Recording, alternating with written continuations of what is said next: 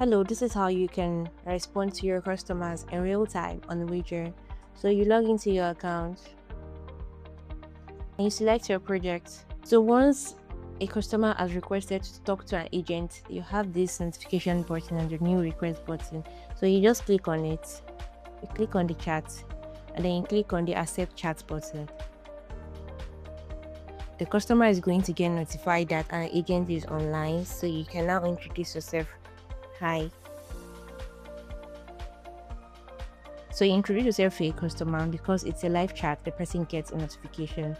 So the person has replied, and that's how you just answer the person's concern. And when you are done, notify the person that you are done, and you'll be transferring the chat back to your bot. So you just click on this transfer to bot button and it goes back to the chat bot. So conversation transferred back to bot.